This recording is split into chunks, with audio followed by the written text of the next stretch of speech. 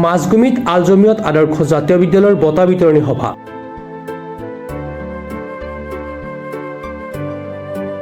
দক্ষিণ কামৰূপৰ ছয়গাঁৱৰ মাজগুমিত আল জমিয়ত আদৰ্শ জাতীয় বিদ্যালয়ত দুদিনীয়া কাৰ্যসূচীৰে নৱম বাৰ্ষিক বঁটা বিতৰণী সভা।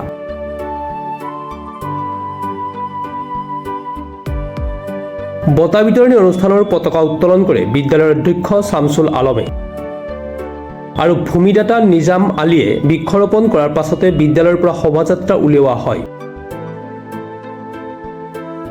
দৰা কইনা, খেতিয়ক, উকিল, নাচনী, জুবিন গাৰ্গৰ লগতে বাৰেৰহণীয়া সংস্কৃতিৰ প্ৰদৰ্শনেৰে বিদ্যালয়ৰ ছাত্ৰ ছাত্ৰীসকলে এক সাংস্কৃতিক শোভাযাত্ৰা উলিয়ায়। ইয়াৰ পাছত বিদ্যালয়ত কুইজ প্ৰতিযোগিতা, আকস্মিক বক্তৃতা, তৰ্ক প্ৰতিযোগিতা অনুষ্ঠিত কৰা হয়। কাইলৈ বিভিন্ন কাৰ্যসূচীৰে অনুষ্ঠানৰ সামৰণি পৰিব। আজি আমি আল জমিয়ত আদৰ্শ জাতীয় বিদ্যালয়ৰ নৱমতম বাৰ্ষিক বঁটা বিতৰণী অনুষ্ঠানৰ শুভাৰম্ভ হৈ গ'ল। ৰাতিপুৱা 7 বজাত পতাকাৰ তলত বৃক্ষৰোপণ আদিৰে আমি যিটো শোভাযাত্ৰা, সাংস্কৃতিক শোভাযাত্ৰা কৰিলোঁ। নিশ্চয়কৈ আমি আজি এই সাংস্কৃতিক শোভাযাত্ৰাৰ যিটো পদক্ষেপ, সেই পদক্ষেপেৰে আমি গোটেই ৰাইজবিলাকক জনাব বিচাৰিছোঁ যিটো আমাৰ শৈক্ষিক পৰিৱেশ, আৰু সেই শৈক্ষিক পৰিৱেশটো আমি যাতে মানদণ্ড উন্নত ধৰণৰ কৰিব পাৰোঁ, তাৰ বাবে আমি সকলোৰ পৰা দোৱা আৰু আশীৰ্বাদ বিচাৰিছোঁ। আমাৰ দুদিনীয়া কাৰ্যসূচী, আজি প্ৰথম কাৰ্যসূচী হৈ গ'ল, শোভাযাত্ৰা হৈ গ'ল। এতিয়া কুইজ, আকস্মিক বক্তৃতা, তাৰপিছত বিভিন্ন ধৰণৰ প্ৰতিযোগিতা হ'ব, ফেশ্বন প্ৰতিযোগিতা, আৰু অহাকালি আমাৰ যিটো মুকলি মঞ্চ, তাতে আমি বঁটা বিতৰণী অনুষ্ঠিত কৰা হ'ম। তাতে আমাৰ বিশেষকৈ শিক্ষাৰ লগত জড়িত হৈ থকা হয়তো নিৰ্দিষ্ট বক্তাসকলক, আমন্ত্ৰিত অতিথিসকলক আমি আমন্ত্ৰণ কৰিছোঁ।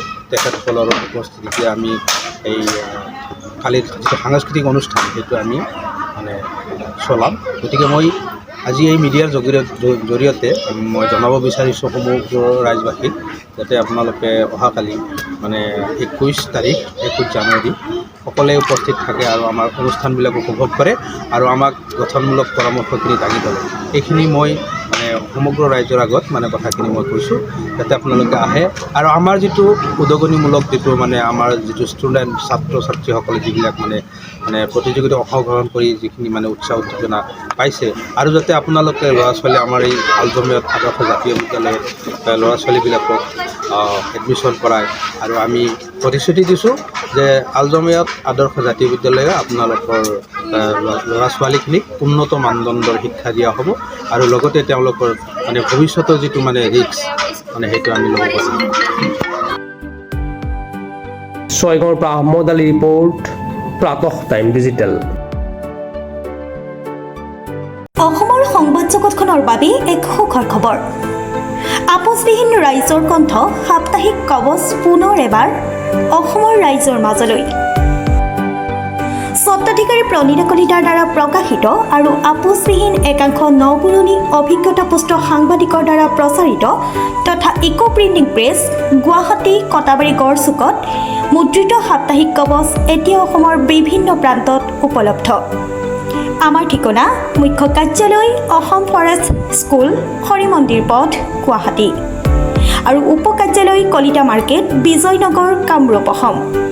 মোবাইল নম্বৰ হৈছে 9435114666, 7002472813। আমাৰ ইমেইল আইডি হৈছে kobos2025@gmail.com।